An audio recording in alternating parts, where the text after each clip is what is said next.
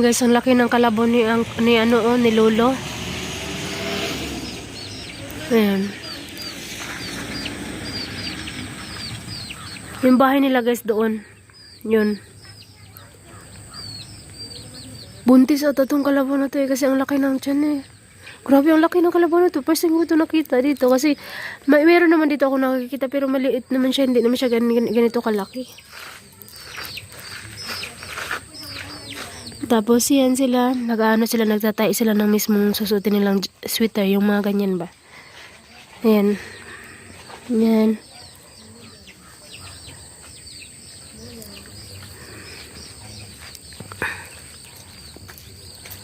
Ganyan talaga yung mga bahay dito guys. Oh, ayan. At saka syempre yung ganyan.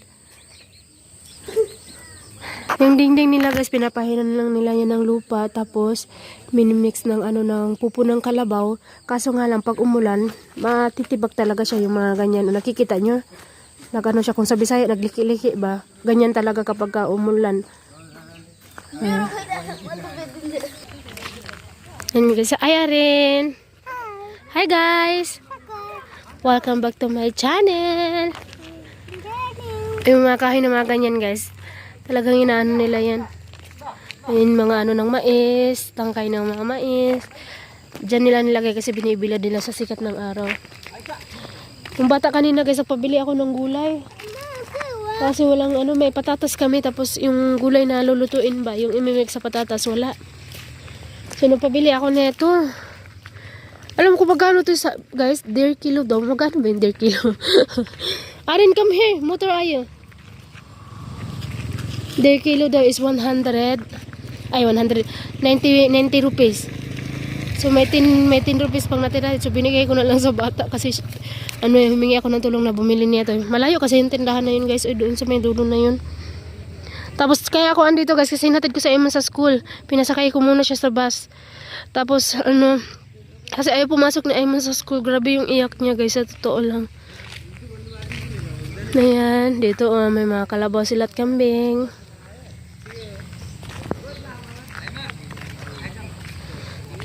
Yung pinsan ng asawa ko, dalawa.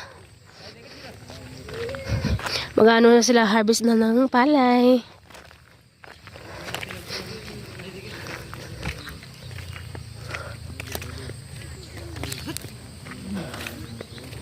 Kosko dan kat na. Kuko dyan lasa. Tinsa na matray? Hala. Kinausap ko kung sino-sino yung kung kaninong pala yung i-harvest nila sa kanila daw. Tapos tinanong ko kung sino-sino yung pupunta. Sasabi nila silang tatlo at saka yung mama niya is mamaya daw dadating. Kumain muna. So ayun yung asawa ko kasi pupunta kami mamaya sa school ni Ayman. Yung asawa ko, inantay ko muna kasi mamaya mga alauna siguro kami pupunta doon. Kasi titingnan namin sa Ayman at kakausapin namin yung teacher. Yung principal guys, nakita namin dito. Yung principal kasi nila Ayman, nandito lang naman nakatira doon sa may dulo sa dating eskwelahan ni Ayman. Yung school niya, nilipat na kasi siya sa may pangalawang palengke guys. And then kaya ayun. Malayo talaga yun. Medyo mga kalahating oras siguro kung magmumotor kami. So yun, pupuntahan ko siya doon mamaya kasi gusto ko malaman guys kung bakit araw-araw na lang guys kapag inahatid timing na papasok na sa school, iiyak yan guys. Ayaw niyang pumasok talaga. Takot na takot. So gusto kong matanong, gusto kong kausapin yung teacher. Na rin yung asawa ko kasi kahit anong sabihin namin na parang libangin namin yung utak niya ba. Ayaw talagang maniwala guys. Ayan, tignan niyo. May kalabasa. Ayan. Asaan pa? Ayan, at saka yun. Pumpkin. Yes, this is pumpkin. Si Arin, sabi ko sa kanya, ito sa Bisaya, kalabasa sa atin, di ba? Tapos dito naman sa kanila is persi. Si Arin naman, ayaw niya ng persi. Pumpkin daw lagi kasi. What is that? Pumpkin. Ha? Pumpkin. Pumpkin? Oh no. Na yung niya guys, yung suwang niya na nadula siya. Tumakbo-takbo kasi siya, kaya ayun na. Ano yun? Natawa ako na kaya. What is that? Pink. Oh no! What? It's a pumpkin. Yes. How much that one? This one is 3. Huh? 3. This one is 1 and 2, then 3. Okay? Let's go. Actually, baba ayo. Yung mga bulaklak na nila dito. Oh. Magtatanim ako ng mga ganyang bulaklak, guys, kasi gustong-gusto ko yung mga ganyan. Oh. Manghingi tayo ng sanga nila. Pero kaso nga lang, tutubo ba ngayong winter na to? Dad, Ha? what is that? This one is... Oh, uncle. Azor. Okay, I don't know. What is that? Ah, kaya uncle. Ikaw sa runig eh. Mandinan. Ante ko ito, di kinaimele. Daddy, what is Azor. that? I don't know. What is that? What is that? Yes. What is that? Hmm? What is that? No, I don't want to go there. Yeah, what is that? Yes, here. You go there, okay? Oh. This one is chichi, dirty. Come here. Ay, pag may masakit-sakit ako guys, kumbaga masakit yung balakang ko ba. Sa amin kasi, sa Bisaya kasi guys, kumbaga may hubag-hubag ba, sa Bisaya kung nakahubag-hubag, inana. Naalala ko talaga, guys, ito talaga yung panglaban namin, guys. Yung tuba-tuba. Hindi ka mahirapan maghanap dito ng tuba-tuba, guys. Kasi kahit saan ka po tumingin dito sa gilid-gilid, meron yung tuba-tuba. No, Arin. Meron tuba-tuba. Inaano mo muna siya, guys. Hinahalob mo muna. Tapos, halob ano ba yung tawag sa Tagalog, ha?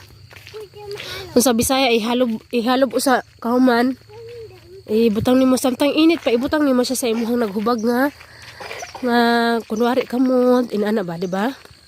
Yan yung nalaman ko guys sa amin dati. Kaya dito, dinala ko na rin yun dito. Kapag may sakit yung may pilay-pilay ba. Yun yung panglaban ko din. Andito na tayo guys. Magkikiraan tayo sa bahay ng ating biyanan. Ayan. What is this? Kung kailan yun, dinasalan nila yung ano guys, o yung, ayan ganyan. Tapos, may tinanim na kawayan, tapos may bulaklak din nilagyan din nila ng bulaklak sa taas, o yun o. Ang dami nilang pamaniin dito guys. Where are you going, Arin? Si Arin pumasok na doon. Dito kami pupunta, pumasok na talaga siya doon. So, mamaya ulit guys. Papakita ko lang, ano ko muna, singit ko muna itong gulay ng asawa ko. Ayan o, ang laki-laki na ng gulay ng asawa ko na. Buti pa yung gulay, alaga ng asawa ko. Sana all, yung ganyan. Ayun yung gulay namin.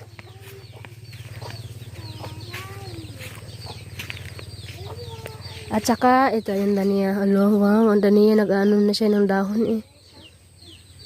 Alaga doon ng asawa ko guys. Ito yung mga katapon, dinidiligan niya. Ayan. Mamaya ulit guys. Ayan guys, nagluto tayo ng adobo. Adobong manok guys. Palihian natin yung ano natin ng manok, di ba? At saka syempre yung toyo. Salamat po nito sis. Thank you so much.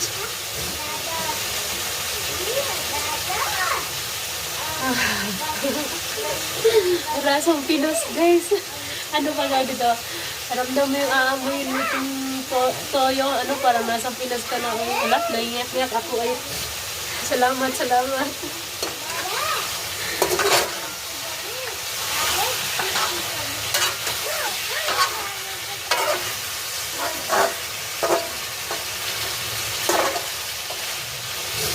Salamat po talaga nito.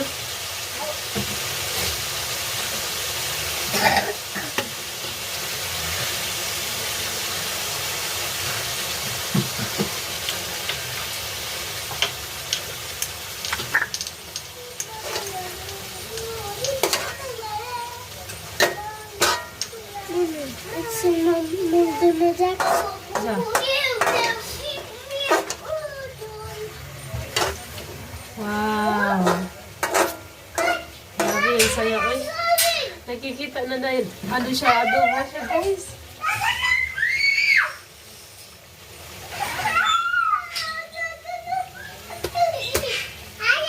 Karen!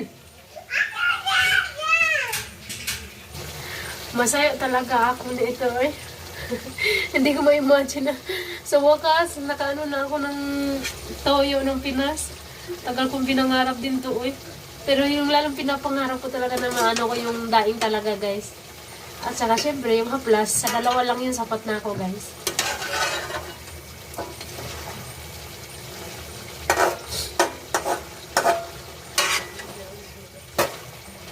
Ang bango niya uy. Lalagyan ko siya ng ginger ng marami guys para mas lalong bumango ba. Diba?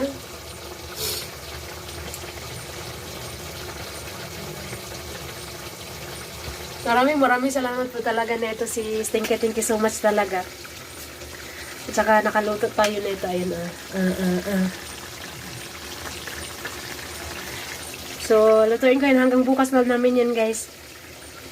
Gabi na kasi ito ngayon. Ano na, mag-alas 8 na. So, niluto ko to para bukas ng umaga, alas 8 yung pasok ni Emma sa school. Iba yung school niya guys kasi nga, kaninang umaga, ikwento ko na lang. Kaninang umaga, hinatid ko siya sa may kalsada guys. Hinatid ko siya doon sa may bus ba. Yung driver ng bus, lumating siya guys. Iyak talaga ng iyak sa Emma. Ayun yung pumasok sa school guys. Lumating siya guys. Dumating siya sa harap namin ba? Paghinto niya. Ginaganyan-ganyan na yung anak ko. Yung panganay ko, ginaganyan-ganyan na niya. Bulong, tato siya. Oy, lahi na. Later. So, yun, parang ginaganon niya. Sabi niya, magantay ka, yung ganun ba? Parang sabi sa'yo, magbantay ka, bantay ka. Ayun. May anak ba?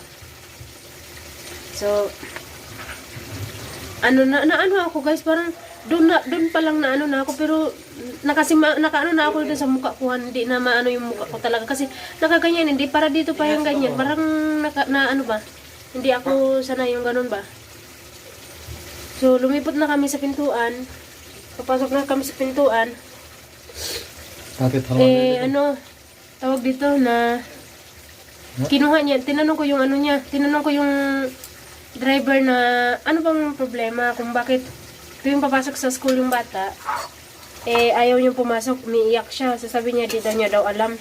Pero hindi siya nasalita guys, parang inaction niya lang yung kamay niya ba. Yung gano'n, ewan ko, yung gano'n ba. So, tapos, ayaw talagang umakyat ni anong bata sa sa loob ng sasakyan. Di bumaba yung nung nagmamaneho, tapos inarsa niya ba. Parang pinilit niya yung bata na isakay doon sa sakayan. So, inaksyonan niya, nasasampalin niya. Ay, hinila ko talaga ulit yung anak ko. Sabi ko, kukunin ko yung anak ko. Hindi na, wag na siyang kahit wag na pumasok sa'yo. Papasok siya pero hindi siya sasakay sa'yo. Sabi ko, ano nangyari? Natulala din yung nagmaneho. Ba't halawari din eh? Ha? Pasensya na kayo guys, in-stop ko kasi may tinanong yung asawa ko sa akin. Habang nagsasalita ako, nagantay kasi siya sa akin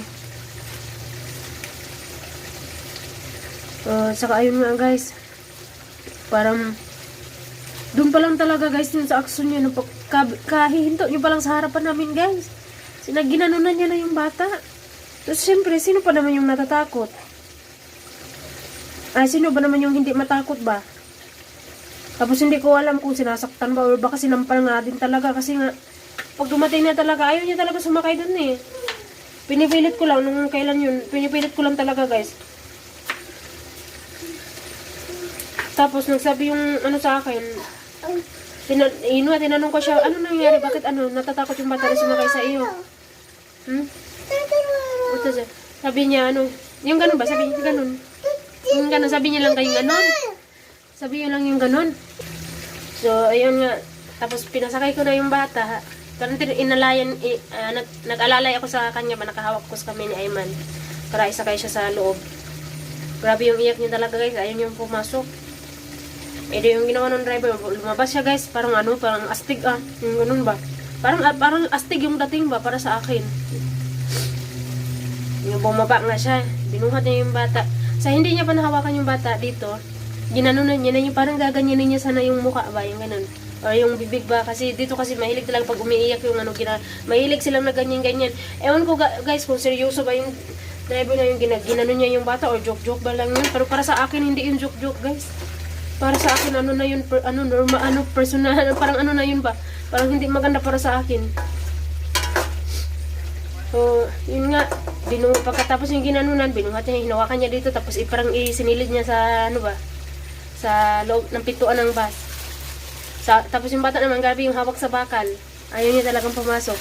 Mas lalo siyang natakot guys, nung hinawakan na siya. So, sabi ko, parang hindi ako parang hindi talaga sa galit ko guys, grabe guys. Ano ako guys, nanginginig ako sa galit ba, yung ganun. Habang na ako, sabi ko na wag na. Kinuha ko ulit yung bata nga. Kinuha ko siya na, hindi, wag na, hayaan mo na. Wag na, kukunin ko yung bata. Hindi ko ipapasakay sa'yo. Sabi ko yung ganun. So, umalis kayo, sabi ko yung ganun. Umalis na kayo, yung ganun ba. Tapos, yun nga, yung driver na parang namula din yung mukha niya guys, nagulat din siya, bakit nagganon ako kaagad. Sino ba naman yung gustong makita yung bata guys, ginaganunan niya. Tapos, parang, may something talaga ba, ewan ko sa batang to. Tapos, nagtanong yung principal na nagtatagbo yung asawa ko ba. Kasi yung asawa ko papaalis, naghanap siya ng manok. Tapos, yung principal is papunta sa school, yung ganun. So, pinahinto niya yung asawa ko, kinausap niya yung asawa ko. Ano ba nangyari sa anak mo? Bakit palaging umiiyak? Gusto niya daw umuwi, palagi niya daw ako hinahanap. Yung ganun. Gusto niya daw pumunta sa akin, guys. So, ano ang problema ni Eman nga, ganun. Sabi naman ng asawa ko, wala naman. Yung asawa ko nga, sabi naman ng asawa ko, yung asawa ko nga yung nagtatanong sa akin at pinagalitan na ako kasi nga, ano na nangyari sa bata? Bakit siya takot na takot pumasok sa school, guys? So sabi naman ng principal, wala naman nangyari, hindi naman siya pinapalo doon, hindi naman siya pinapagalitan. Pero something talaga guys, parang may nangyaring na basta kakaiba siya guys. Kasi grabe yung takot, kakaiba yung takot niya eh. Trick सबसे गलत भाषा तो आईफोन त्यसको दुध किन आर्यन को दुध किन चला दिने त्यो त्यसको दुध नदिनु किन. So yun nga guys, kahit sabi nung principal, kahit puntahan nyo pa yan doon sa school, tignan nyo siya, walang nang sa kanya doon. So hindi ko maintindihan guys, kung sa bahay lang naman dito, wala naman nangyari sa kanya, okay naman kami dito. Hindi ko lang maintindihan, parang talaga sa problema niya talaga sa eskwelahan talaga, hindi dito sa amin. Okay naman kasi kami dito eh. Tapos, nung nakita pa ng bayanan kong lalaki nga guys na hindi na pumasok sa school, mas ginanon niya naman na parang papaluin niya, tapos ginaganyan-ganyan naman. Grabe naman, nagalit na nga ako, parang na nga yung galit ko sa driver, tapos dinagdagan niya pa. Ay nako. Pero hindi ako guys, nagalit, parang lang ako. Parang kinuha ko sa yung anak ko sa Eman. Kinuha ko sa Eman, tsaka pinapasok ko sa loob. Iba kasi sila dito guys eh. Sa totoo lang guys, yung eskwelahan dito namamalo guys. Namamalo, at saka minsan pag tatanungin mo yung bata, hanggang ganyan daw sila. Minsan tinatanong ko nga itong batang to, kung ano ba nangyayari, yung ganyan, napalo ka ba doon, o ano ba. So sabi niya naman, daw, tawag dito eh, ginaganon daw yung dito niya, tapos, di ba nga guys, napakita ko dati na may tambay sila na naka-istambay na pamalo sa bata. Namamalo talaga sila dito guys, pati yung mga dalaginding na kapitbahay namin dito, sila rin nung nagsabi na pati sila din yung mga lalaki pinapalo. So sabi ko naman sa amin hindi po pwede yung namamalo, bawal yan, yung ganun. Sabi ko sa kanila yung mga bata, dalaga ba, bawal yan sa amin. Dito, bakit ganun dito? So, ganun talaga dito yung ganun.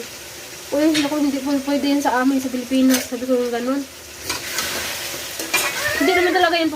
Pwede naman. Ewan ko lang dito guys. Pero sa pagkakalan ko hindi yun pwede guys eh. So yun nga, ang nangyari, hindi talaga nakapasok ngayong araw. Hindi nakapasok yung bata ngayong araw na to. Kaya tinanong ko siya, kinumpunta ko talaga siya guys. Pinaupo ko siya sa harapan ko. Sinabihan ko kung ano ba talaga nangyari. Anong dahilan mo kung bakit ayaw mo pumasok sa school? Anong nangyari? Ano bang ginagawa nila sa iyo ng mga teacher mo? May umaway ba sa iyo yung ganun? Hindi, wala naman daw. So bakit ayaw mo pumasok sa school? Sabi niya, namimiss niya daw ako. So hindi lang ganyan yung parang hindi ganyan yung reason mo. Parang may ibang nangyayari. Sabihin mo sa akin, huwag kang matakot, yung gano'n. Wala naman daw talaga. So, kaya sabi ko sa asawa kanina, grabe nanginig talaga ako sa galit, sabay iyak guys. Uy, parang, ako kasi guys, pag nagagalit ako, nanginginig ako, tapos umiiyak, tumutulo yung luha ko guys. Ganun talaga ako guys. Ewan ko lang ba, pero may iba naman siguro din katulad ko. Ayan, so shout out sa inyo. Na kapag ka nagagalit is nanginginig, tapos umiiyak, yung gano'n. Okay, sabi ko sa asawa ko kanina na yung alas 8, kasi yung bus na darating sa kanila is alas 9:30. So, sabi ko, hindi ko siya ipapasakay sa bus. Papasok siya sa school, pero papilitan yung sasakyan, yung parang sasakyan ng van. Dati naman kasi yun naman yung sinasakyan nila. Principal mismo yung nagmamaneho guys, ng van na yun. So, sabi ko, yung van na yun, ipapalit ko. Sasakay siya doon sa van na yun. Ayaw ko siyang ibigay doon sa may manihong bus na yun. Sabi ko, baka makaaway ko pa yun ulit eh. So, ganun nga. So, ito na lang muna yung kwento natin po today guys. Maraming salamat sa inyo. And good night everyone. Ayan, bye-bye adobo. Kaso lang walang dahon ng laurel ba yun? Ganyan lang simple. Ginger, at saka toyo, at saka ganyan na yan. Okay na yan. Thank you so much po, sis. Bye-bye.